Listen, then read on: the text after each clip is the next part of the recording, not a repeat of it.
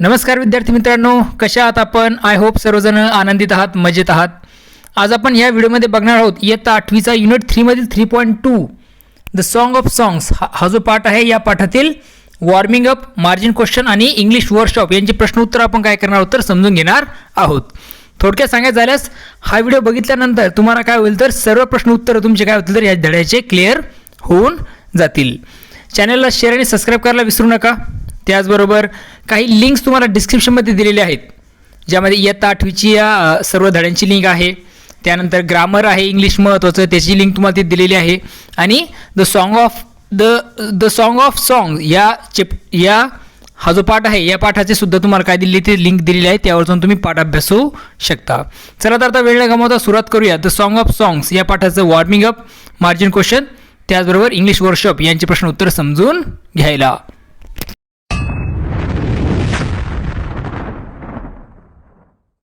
3.2 the song of songs या पाठातील warming up पासून आपण सुरुवात करतो आहोत. बघा, चिटचॅटमध्ये काही प्रश्न विचारलेले आहेत ते आता आपण डिस्कस करूया. चिटचॅट म्हणजे गप्पा गोष्टी. तर पहिला प्रश्न आहे बघा, do you like to listen music songs? तुम्हाला संगीत किंवा मग गाणी ऐकायला आवडतात का? ओके, तर आन्सरमध्ये तुम्ही लिहू शकता yes I like to listen music. होय, मला म्युझिक ऐकायला आवडतं. त्यानंतर आहे what type of songs do you sing? Okay, कुठल्या प्रकारचे गाणे तुम्ही काय करता तर गाता. सिंग म्हणजे गाणे. ओके, कुठल्या प्रकारचे गीत तुम्ही गातात. आन्सरमध्ये तुम्ही लिहू शकता बघा, I like patriotic and melodious songs. मला पेट्रिऑटिक सॉन्ग गायला आवडतात, म्हणजे देशभक्तीपर गीत ज्याला आपण म्हणतो ते गायला आवडतात. हु इज युअर फेवरेट सिंगर? तुमचा आवडता गायक कोण आहे किंवा गायिका कोण आहे? तर याचा आन्सर तुम्ही स्वतःच्या मनाने लिहायचं आहे. काही लोकांना लता मंगेशकर आवडते, काही लोकांना हरिहरन आवडतो, काही लोकांना आशा भोसले आवडते. ओके, काही लोकांना सोनू निगम आवडतो. म्हणजे प्रत्येकाची चॉईस वेगळी आहे. तर तुम्ही उत्तरामध्ये कुठलाही गोष्ट लिहू शकता किंवा सांगू शकता. When do you sing? तुम्ही कधी गाता? आन्सरमध्ये तुम्ही लिहू शकता whenever I am free I sing song. जेव्हा केव्हा मी फ्री असतो म्हणजे मोकळा असतो तेव्हा मी काय करतो तर गीत गातो. Do you practice singing under the guidance of a गुरु? तुम्ही एखाद्या गुरुच्या मार्गदर्शनाखाली गाण्याचा रियाज करता का? ओके, आता हो असेल तर yes I practice under the guidance of my guru. होय, मी माझ्या गुरुच्या अंडरमध्ये काय करतो किंवा मार्गदर्शनामध्ये काय करतो तर प्रॅक्टिस करतो. कशाची? गीत गायनाची. जर नाही असेल तर no I do not practice under the guidance of my guru. मी माझ्या गुरुच्या अंडरखाली काय करत नाही तर किंवा मार्गदर्शनाखाली काय करत नाही तर गाण्याची प्रॅक्टिस करत नाही. क्वेश्चन नंबर 6 आहे what is difference between folk music and classical music? आता फोक म्युझिक म्हणजे लोकसंगीत आणि क्लासिकल म्युझिक म्हणजेच काय तर शास्त्रीय संगीत. लोकसंगीत व शास्त्रीय संगीत या दोन्हीमध्ये काय फरक आहे हा प्रश्न आहे. तर आन्सर तुम्ही लिहू शकता बघा, folk music comes from heart. आता लोकसंगीत जे आहे ते कशातून येतं तर हृदयापासून येतं. It is the traditional music which is famous in various regions or in communities. आता हे जे ट्रॅडिशनल म्युझिक आहे, फोक म्युझिक आहे, ते काय तर खूप फेमस आहे, खूप नावाजलेलं आहे वेगवेगळ्या रिजनमध्ये, वेगवेगळ्या प्रकारच्या कम्युनिटीजमध्ये. आणि या उलट क्लासिकल म्युझिक जे आहे ते बेस आहे डिसिप्लिन रागाज. त्यामध्ये वेगवेगळ्या प्रकारचे रागाज असतात आणि त्या रागाजनुसार काय असतं तर क्लासिकल म्युझिकचा वापर केला जातो किंवा गायला जातं. It follows strict rules of rhythm and pattern. वेगवेगळ्या प्रकारचे रिदम्स असतील आणि पॅटर्न्स असतील ते स्ट्रिक्टली फॉलो केले जातात क्लासिकल म्युझिकमध्ये. पुढचा आहे बघा, वॉर्मिंग अपमधील पहिला प्रश्न, discuss with your friends and write down the names of 5 to 6 Indian musical instruments and those used in western music. आता तुम्हाला काय करायचं आहे ते 5 ते 6 असे भारतीय त्याचबरोबर पाश्चात्य म्हणजे वेस्टर्न म्युझिक जे आहे, वाद्य जे आहेत, जे आपण वाजवणार इन्स्ट्रुमेंट्स, म्युझिकल इन्स्ट्रुमेंट ज्याला आपण म्हणतो वाद्य आहे, त्यांची नावं तुम्हाला लिहायची आहे. ओके, तर आन्सर मी डिरेक्टली दिले ते तुम्ही बघू शकता. इंडियनमध्ये तबला, शेहनाई, सितार, सारंगी, फ्ल्यूट, हार्मोनियम, मृदंगम. आता हे काही इंडियन म्युझिकल इन्स्ट्रुमेंट्स आहेत. ओके, वाद्य ज्याला आपण म्हणतोय. आणि वेस्टर्नमध्ये तुम्ही घेऊ शकता drum, piano, violin, harp, cello, keyboard, guitar. ही वेस्टर्न इन्स्ट्रुमेंट्स आहेत, म्युझिकल इन्स्ट्रुमेंट्स आहेत जे दुसऱ्या देशात वापरले जातात. ओके, आपल्या देशातले हे आहेत पूर्वीपासून चालत आलेले.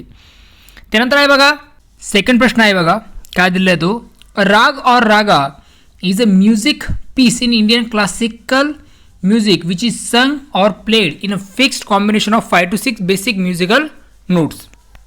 राग किंवा मग रागा ही काय तर भारतातील शास्त्रीय संगीतातील 5 ते 6 मूळ असे जे काही स्वर असतील त्यांची एक विशिष्ट रचना करून गायली जाणारी किंवा मग वाजवली जाणारी स्वरावली आहे, म्युझिकल नोट ती आहे. ओके, फ्रॉम एनी सिंगर और म्युझिशियन, एखादा गायक असेल, संगीतकार असेल त्याच्याकडून, किंवा द इंटरनेट किंवा मग इंटरनेटच्या साहाय्याने write down the names of any 5 ragas, कुठल्याही 5 रागाचे नाव आपल्याला लिहायचे आहेत. On what occasion they are best to sung, आणि कुठल्या ओकेजनला ते काय केलं जातं तर गायले जातात हे तुम्हाला सांगायचं आहे. तर एका साईडला राग आणि दुसऱ्या साईडला ओकेजन तुम्हाला दिलेले आहेत. तर नंबर 1 राग मालकन्स, याला लेट नाईटमध्ये गायला जातं. त्यानंतर आहे राग भैरवी, मॉर्निंग सकाळी राग भैरवी गायला जातो. राग पूर्वी दुपारी आफ्टरनूनला. राग मरवा इव्हिनिंगच्या वेळेस. राग कल्याण रात्रीच्या वेळेस. राग काफी एनी टाईम, राग काफी जो आहे तो कधीही गायला जात असतो. मार्जिन क्वेश्चन्सला आपण सुरुवात करतोय. तर मार्जिन क्वेश्चन जे असतात ते धड्याच्या साईडला दिलेले असतात बघा. ओके, तर ते प्रश्न आपण आता त्याचे उत्तर बघूया. हु इज म्युझिशियन, पहिला प्रश्न आहे, म्युझिशियन म्हणजे संगीतकार. तर आन्सर मी तुम्ही लिहू शकता बघा, Tansen is the musician. Tansen जो होता तो संगीतकार होता. पुढचा प्रश्न आहे, how does emperor Akbar praise Tansen. आता अकबर जे आहेत त्यांनी तानसेनची स्तुती कशी केली हा प्रश्न आहे. तर आन्सर मी तुम्ही लिहू शकता बघा, एम्परर अकबर लुक्ड अप, अकबराने बघितलं, अँड सेड आणि म्हणाला, it was Indeed wonderful and superb. म्हणजे जे गीत तानसेनने गायलेलं आहे ते कसं होतं तर इंडीड म्हणजे खरं तर वंडरफुल अँड सुपर्ब. वंडरफुल म्हणजे अप्रतिम, आश्चर्यकारक, आणि सुपर म्हणजे काय तर उत्कृष्ट असं प्रकारचं ते होतं असं अकबर त्याला म्हणतोय. He also sed that he had the most wonderful voice in the world. Akbar म्हणतोय कोणला, तानसेनला, की त्याचा जो आवाज होता तो जगातील एकदम उत्कृष्ट असा किंवा अप्रतिम असा आवाज होता. Okay, in this way he praise Tansen, आणि अशा प्रकारे तानसेनची काय केली त्याने तर स्तुती केलेली आहे. प्रेज म्हणजे स्तुती करणे. पुढचा प्रश्न आहे, who was the musician that Tansen was talking about.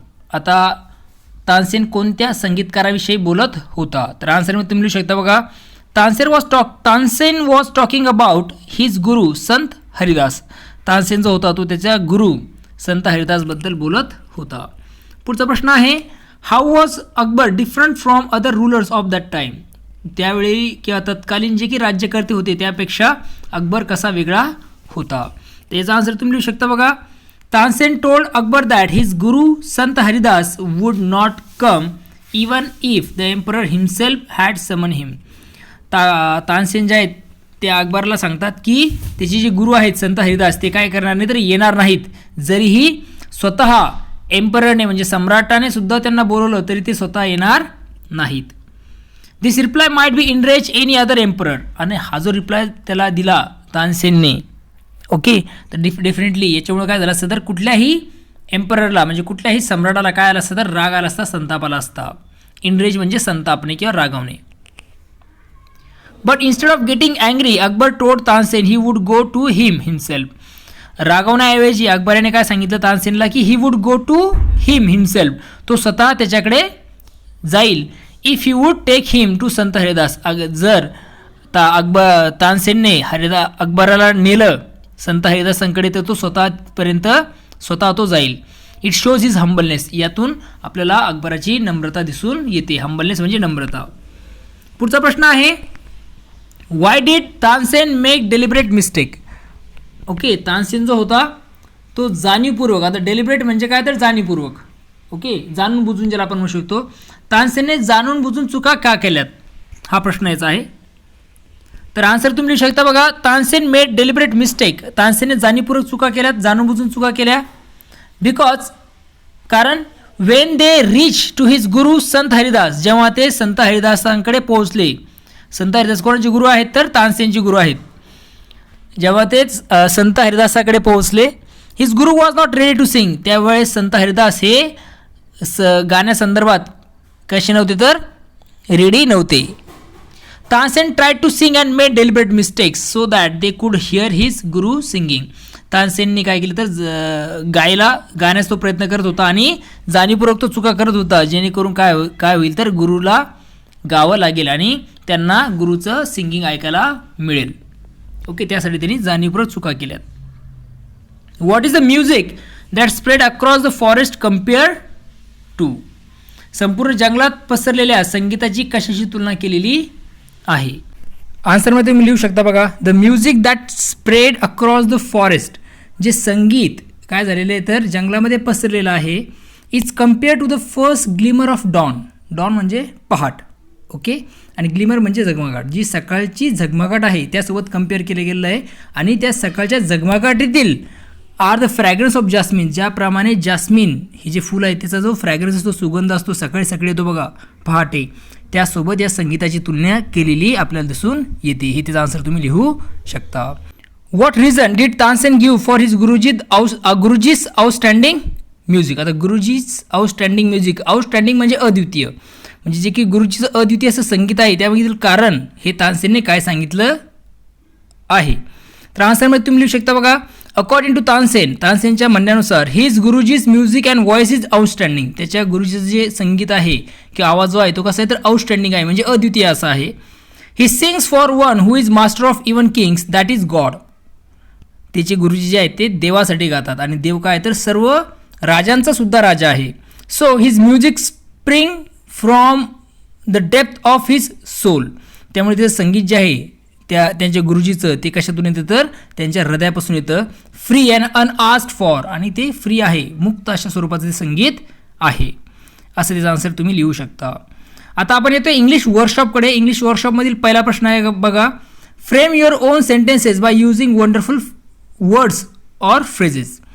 तुम्हाला काय करायचं, स्वतःचे सेंटेन्सेस बनवायचे आहे. हे जे काही शब्द दिले आहेत किंवा फ्रेजेस दिले आहेत त्यापासून. तर पहिला आहे वंडरफुल. आता वंडरफुलचा तुम्हाला मी आता सांगितलं आहे अप्रतिम किंवा मग आश्चर्यकारक. तर याचा आन्सर तुम्ही लिहू शकता बघा. What a wonderful shot he played. क्रिकेटच्या संदर्भात तुम्ही त्याचा वापर करू शकता. बऱ्याच वेळेस कॉमेंट्री तुम्ही ऐकता त्यावेळेस तुम्हाला वंडरफुल हा शब्द दिसून येतो, म्हणजे काय किती अप्रतिम शॉट त्याने खेळला होता. Second superb. आता सुपर्बचा अर्थ होतो भव्य किंवा उत्कृष्ट. मग आता याचा आन्सर तुम्ही लिहू शकता. Virat Kohli played superb inning against Australia.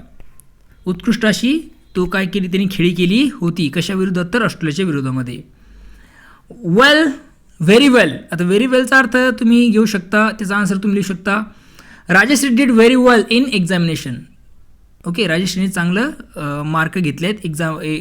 चांगल्या प्रकारची एक्झाम दिलेली आहे. So beautiful and divine. खूप सुंदर आणि दैवी अशा प्रकारचं. डिवाईनचा अर्थ होतो दैवी स्वरूपाचा. ओके, ईश्वरी. तर the music is so beautiful and divine. जे म्युझिक आहे ते कसं आहे तर सुंदर होतं आणि खूप ईश्वरी स्वरूपाचं, दैवी स्वरूपाचं ते आहे. प्रश्न क्रमांक 2 आहे. From the story make a list of words related with music. आता म्युझिकशी रिलेटेड शब्द तुम्हाला शोधायचे स्टोरीमधून. तर काही शब्द इथे दिले आहेत बघा, ते आन्सरमध्ये तुम्ही लिहू शकता. Tanpura, sings, musician, voice, teacher, music, Tansen. त्यानंतर आहे पुढचा संत हरिदास, राग. हे सगळे शब्द आहेत जे म्युझिकशी रिलेटेड आहेत. प्रश्न क्रमांक 3. Who said to whom and when and why. कोण कोणास म्हणाले. व्हेन म्हणजे केव्हा आणि व्हाय म्हणजे का. तशा प्रकारे म्हणण्यात आलेलं आहे. तर हे प्रश्न आहेत त्याचे आन्सर मी डिरेक्टली दिले आहेत बघा.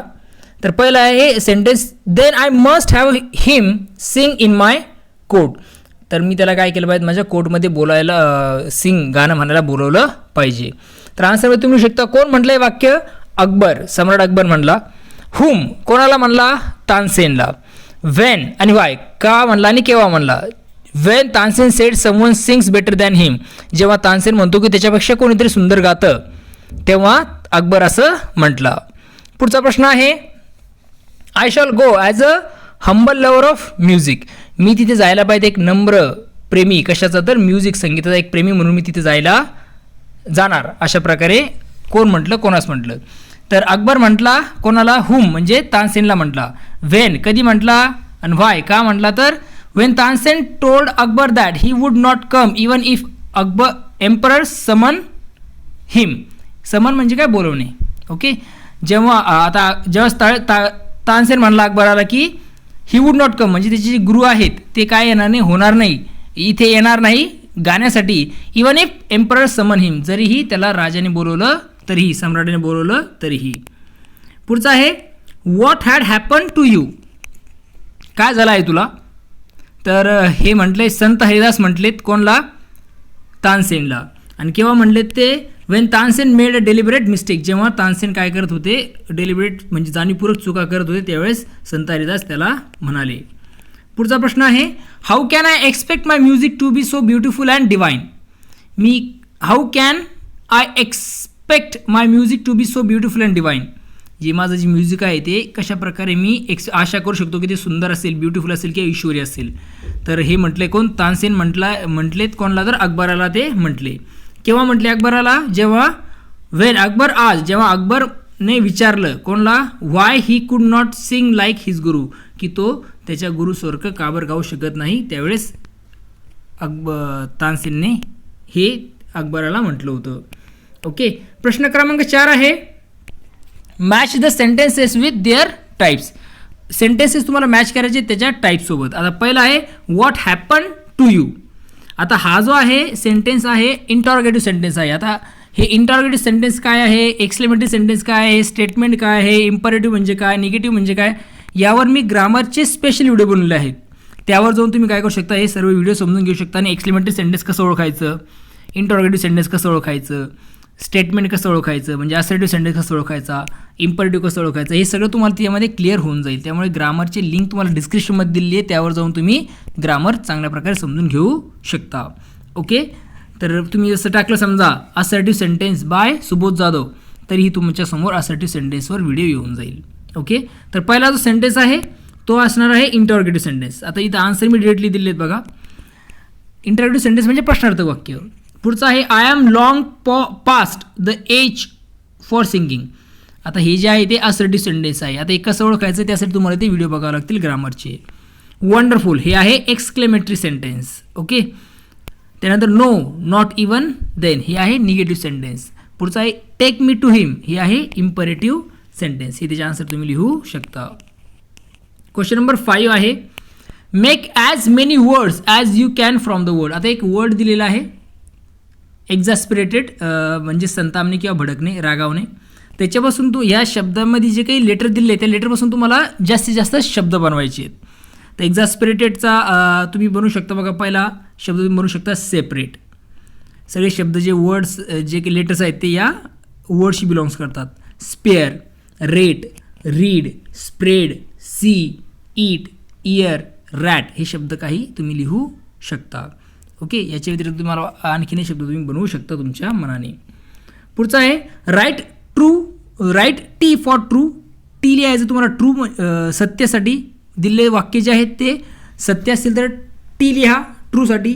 एन टी म्हणजेच नॉट ट्रू.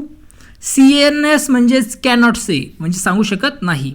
ओके, तर पहिला वाक्य बघा. Emperor Akbar greatly ॲडमायर्ड Tansen's music but now he was bored with it. जो एम्परर अकबर होता तो काय झाला तर खूप प्रशंसक होता तानसेनच्या म्युझिकचा, परंतु तो आता काय झाला होता तर त्याच्या संगीतापासून तो बोर झाला होता. तर निश्चितच हे ट्रू नाही, म्हणजेच अँटी तुम्हाला तिथे लिहायचं आहे. पुढचं आहे Akbar was arrogant and expected all his subjects to obey his commands. Akbar जो होता तो कसा होता तर ॲरोगंट होता. ओके, आणि तो अपेक्षा करायचा की जी काही त्याची जनता आहे, सब्जेक्ट्स म्हणजे जनता, जनतेने काय करायचं तर त्याचे सगळ्या कमांड्स ऐकायच्या. ओके, तर आन्सरमध्ये तुम्ही घेऊ शकता नॉट ट्रू म्हणजे तशा प्रकारे नाही, एनटी तुम्हाला लिहायचं आहे. गुरुजी रेकग्नाइज द किंग. राजाने म्हणजे गुरुजीने राजाला ओळखलं होतं. तर आन्सरमध्ये तुम्ही लिहू शकता CNS म्हणजे कॅनॉट से, आपण सांगू शकत नाही कारण तशा प्रकारचा रेफरन्स आलेला नाही. 4 in spite of being a great singer Tansen continue to make deliberate mistakes. Okay, जाणीवपूर्वक काय करत होता तानसेन जो आहे तो स्वतः काय करत होता, एक चांगला सिंगर असून सुद्धा तो जाणीवपूर्वक चुका करत होता. आन्सरमध्ये तुम्ही लिहू शकता ट्रू, हे सत्य आहे. त्यानंतर आहे 5 any effort dedicated to God turns to be the best. कुठलेही एफर्ट्स तुम्ही घेतात to God turn to the best, त्यामध्ये तुम्ही काय होत असतं तर बेस्ट होत असतात. तर याचा आन्सर असणार आहे ट्रू. टी तुम्हाला लिहायचं आहे. क्वेश्चन नंबर 7 आहे डिस्कस अँड राईट ब्रीफली, चर्चा करा आणि थोडक्यात उत्तर लिहा. तर पहिला प्रश्न आहे what would happen if the emperor Akbar would summon Sant Haridas. काय झालं असतं जर अकबर बादशाह जो आहे त्याने संत हरिदासांना बोलवणं पाठवलं असतं तर. आन्सर तुम्ही लिहू शकता बघा. इफ द एम्परर अकबर समन संत हरिदास, जर अकबराने संत हरिदासांना बोलवलं असतं, he wouldn't have come to his court, तर ते त्याच्या कोर्टात आले नसते किंवा मग त्याची जी काही न्यायव्यवस्था आहे, त्याची जी सभा आहे त्या सभागृहात ते आले नसते. The emperor would have been failed insulted, आणि राजाचा आणि त्या सम्राटाचा अतिथी काय झाला असता, अपमान झाला असता. And even Tansen would have been hurt, आणि तानसेनसुद्धा कसं झाला असतं तर हर्ट झाला असता, नाराज झाला असता, त्यालासुद्धा दुःख वाटलं असतं या कृतीचं. And if he wouldn't have come to his court, आणि जर तो त्याच्या कोर्टमध्ये सभेमध्ये आला नसता, the emperor would have given him punishment by bringing him in front of him by sending his men. तर राजाने काय केले असते तर त्याला पनिशमेंट दिली असती, सजा दिली असती. आणि काय सजा दिली असती तर त्याच्या लोकांना पाठवून त्याला त्यांना आणण्यासाठी सांगितलं असतं कुठे, त्या कोर्टमध्ये, त्या सभेमध्ये. He would not be able to listen to the music of Sant Haridas, आणि राजाला अकबराला काय नसं झालं तर संत हरिदासांचं जे म्युझिक आहे ते ऐकायला मिळालं नसतं. ओके. सेकंड प्रश्न आहे what if you find a blind person singing songs melodiously for begging. एखादा अंध व्यक्तीला तुम्ही सुरेल गाणं गाताना भीक मागताना पाहिल्यास तुम्ही काय कराल. ओके. आता इथे तुम्ही तुमच्या मनानं आन्सर लिहायचं आहे, मी थोडक्यात तुम्हाला इथे देतो आहे. तुम्हाला काही वेगळ्या प्रकारे वाटलं तुम्ही ते करू शकता. त्या आन्सर मी तुम्ही लिहू शकता बघा. If I find a blind person, जर मला अंध व्यक्ती भेटला किंवा दिसला सिंगिंग सॉंग्स मेलोडियसली, आणि तो खूप सुरेल असं गीत गातोय, फॉर बेगिंग भीक मागत आहे, सुरेल संगीत किंवा सुरेल असं गाणं गाऊन, I would ask him where he learn this singing skill. मी त्याला विचारेल की तू हे सिंगिंग स्किल कुठे शिकलास. And I will take him to certain music company, आणि मी त्याला एका सर्टन म्युझिक कंपनीकडे घेऊन जाईल. And request them to give him chance to sing a song, आणि मी त्यांना विनंती करेल की त्यांनी काय करावं तर त्याला गीत गाण्याची एक संधी द्यावी. Because of that he can arrange his bread and butter instead of begging, कारण तो त्यातून काय करू शकतो, स्वतःचं पोट भरण्याची व्यवस्था करू शकेल, 2 टायमाची व्यवस्था करू शकेल, इन्स्टेड ऑफ बेगिंग भीक मागण्याऐवजी. आता यामध्ये तुम्ही आणखीन चेंजेस करून लिहू शकता, तुम्हाला जे योग्य वाटेल ते. पुढचं आहे study the underline groups of words. खाली जे काही ग्रुप्स ऑफ वर्ड दिले त्याचे तुम्हाला स्टडी करायचं आहे, ते समजून घ्यायचं आहे. जसं बघा पहिले वाक्य दिलं he wore a shirt made of cotton. Made of cotton हे फ्रेज आहे. He wore a shirt which was made of cotton. आता he wore a shirt which was made of हे क्लॉजेस आहेत. Are you sure of your innocence phrase आहे. Are you sure that you are innocent clause आहे. This is the exact reason for his failure. आता for his failure हे phrase आहे. This is exactly Y he has failed हे आहे clause. After finishing his work he went home. आता after finishing work हे phrase आहे. ही finished his work and he went home हे आहे clause. You will notice that all underlined groups of words in sentence mark A merely refer to a concept or expressions. आता जे काही A sentences आहेत त्यामध्ये तुम्हाला दिसेल की जे अंडरलाईन वर्ड्स आहेत ते काय तर कन्सेप्ट आहेत किंवा मग एक्सप्रेशन्स आपल्याला दिसून येतात. They do not contain a subject or a main principal verb such as a group of words or units of a sentence is called a phrase. इथे तुम्हाला दिसेल की ही जी A मध्ये सेंटेन्सेस अंडरलाईन केलेले पार्ट आहे त्यांना कुठल्याही प्रकारचा मेन प्रिन्सिपल वर्ब नाही किंवा त्यांना कुठल्या प्रकारचा सब्जेक्ट नाही. बघा आता पहिलं सेंटेन्स तुम्हाला दिसतंय काय ते मेड ऑफ शर्ट, याला मेड ऑफ कॉटन यामध्ये कुठल्या प्रकारचा सब्जेक्ट नाही. त्यानंतर आहे ऑफ युअर इनोसन्स कुठल्या प्रकारचा सब्जेक्ट नाही आणि वर्बसुद्धा नाही आहे main verb. For is failure कुठल्या प्रकारचा मेन वर्ब नाही आहे. Each of underline groups of words in sentences mark B convey a thought concept and have a subject and a principle or main verb. आता जे बी sentences तुम्हाला दिसत आहे बघा इथे दिसतं ही फिनिश हिज वर्क, ही हा सब्जेक्ट आहे, फिनिश्ड हा वर्ब आहे. दुसरं दिसतं बघा अंडरलाईन ही वेंट होम, ही हा सब्जेक्ट आहे आणि वेंट हा वर्ब आहे म्हणजे प्रिन्सिपल वर्ब त्याला आहे, मेन वर्ब त्यांना आहे त्यामुळे ते काय तर क्लॉजेस आहेत.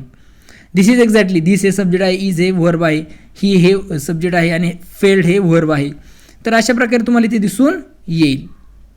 म्हणजे थोडक्यात काय सांगायचं आहे तर इथे ज्या वाक्यामध्ये काय असतो तर थोडक्यामध्ये सब्जेक्ट असतो आणि मेन व्हर्ब दिलेला असतो, ते झालं क्लॉज. आणि ज्यामध्ये काय नसतं तर कुठल्या प्रकारचा सब्जेक्ट नसतो किंवा मग मेन व्हर्ब वापरलेलं नसतो ते असतं फ्रेज. ओके, तर the unit part of sentence is called, आणि यालाच आपण काय म्हणतो क्लॉज असं म्हणतो.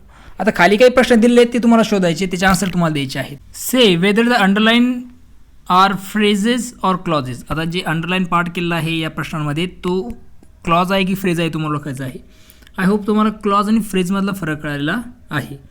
क्लॉजमध्ये काय असतं तर सब्जेक्ट असतो आणि वर्ब असतो, मेन वर्ब असतो, तो क्लॉज असणार आहे. आणि जिथे सब्जेक्ट आणि वर्ब नसणार आहे तो असणार आहे फ्रेज.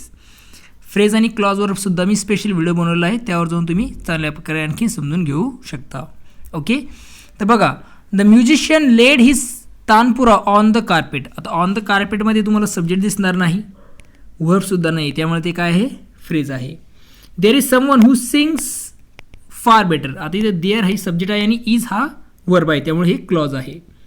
त्यानंतर आहे पुढं, he had been Tansen's music teacher and he lived the life of hermit. आता इथे ही हा सब्जेक्ट आहे आणि लाईव्ड हा आहे वर्ब, मेन वर्ब, त्यामुळे हे आहे clause. The music spread like the first glimmer of down. The first glimmer of down यामध्ये कुठल्याही प्रकारचा वर्ब तुम्हाला दिसत नाही आहे, कुठल्या प्रकारचा सब्जेक्ट तुम्हाला दिसत नाही आहे, त्यामुळे ते आहे phrase. Okay, his music springs from the depth of his soul. From the depth of his soul यामध्ये कुठल्या प्रकारचा सब्जेक्ट नाही आहे, कुठल्या प्रकारचा वर्ब नाही आहे, त्यामुळे ते आहे phrase.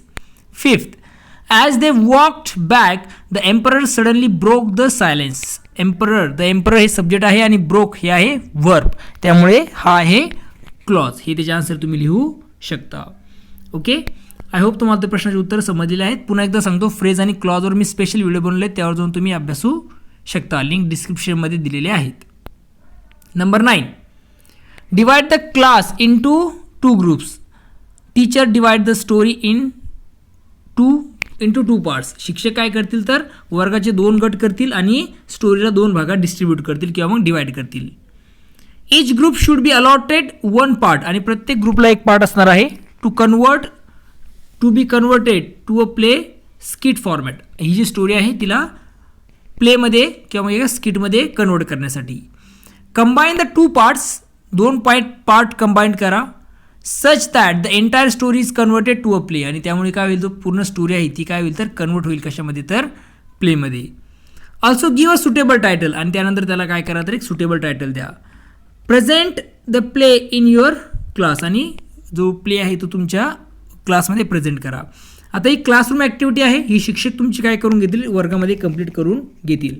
Student should do it in the group. आणि मुलांनी ते ग्रुपमध्ये ती कन्वर्ट करायची असणार आहे. ओके, पुढचा प्रश्न आहे 10, search on internet the information about Tansen and other great artist musician. तानसेनबद्दल असेल आणि अदर 2 आर्टिस्टबद्दल तुम्हाला माहिती सर्च करायची आहे आणि खाली दिलेल्या माहितीने हेल्पच्यानुसार तुम्हाला ती लिहायची आहे. तर मी काय केली बघा, लता मंगेशकरांबद्दल माहिती दिलेली ती तुम्ही लिहू शकता आन्सरमध्ये. नेम लता मंगेशकर.